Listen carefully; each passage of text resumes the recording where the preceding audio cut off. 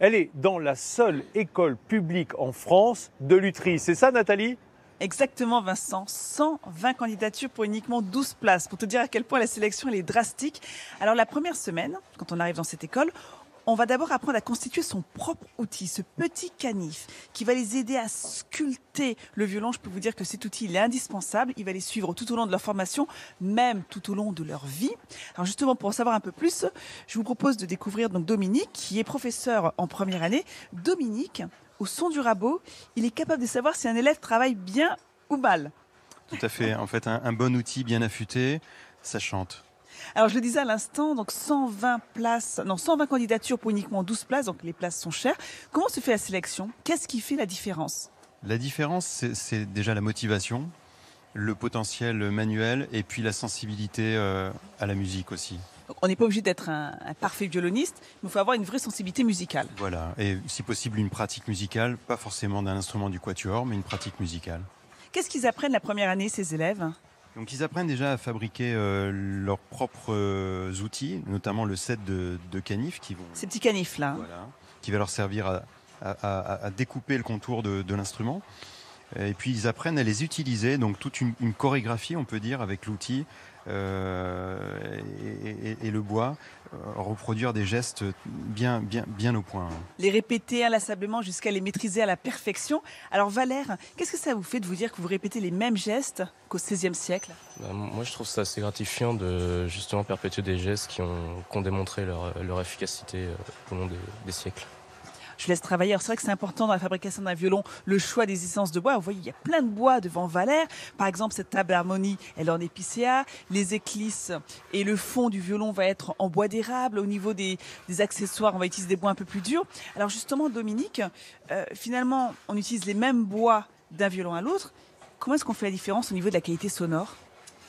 En fait, un épicéa par exemple qui pousse ici en plaine n'aura pas du tout les mêmes caractéristiques qu'un épicéa qui pousse en montagne. Celui-là vient du Jura, un endroit qui s'appelle le massif du Rizou, et ça fait un bois qui est très homogène, assez léger, et donc il faut le choisir. C'est vraiment un choix particulier. Et l'érable a cette particularité, on le choisit ondé, c'est-à-dire qu'au lieu d'avoir un fil droit, le fil est ondulé un peu comme des cheveux qui frisent, et sous le vernis c'est très joli.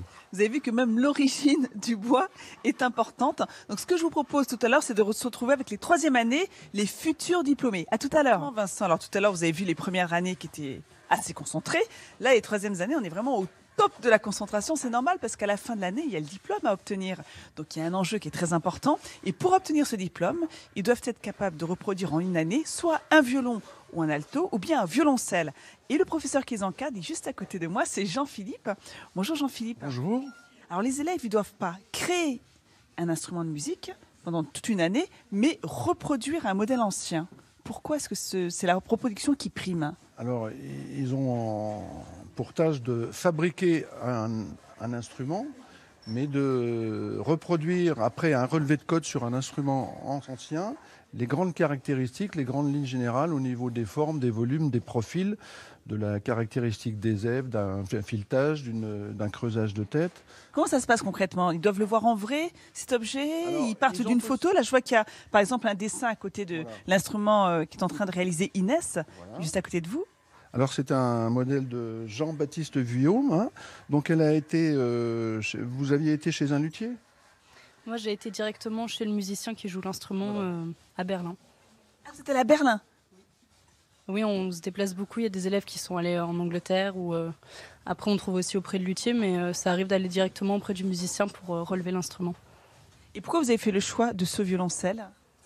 Parce que c'est un violoncelle qui est fait d'après la méthode française, la méthode qu'on apprend à l'école, et c'est un instrument bien fait qui m'a permis de pousser mon exigence au plus loin au cours de cette année.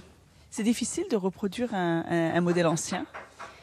C'est difficile parce qu'on a peu de recul sur le style de l'auteur et aussi le niveau d'exigence par rapport au nombre d'années de formation qu'on a, mais c'est aussi intéressant de faire travailler notre œil et notre main en fonction de personnes qui sont des références dans la lutherie pour nous. Combien d'années encore pour que Inès maîtrise parfaitement ce métier de luthier? Alors là, elle va aller jusqu'au mois de juin, donc elle présentera à la fois son instrument, son dossier de synthèse qui accompagne et un entretien avec des membres de la profession. Et au vu de ces 3 choses, elle va obtenir brillamment son diplôme.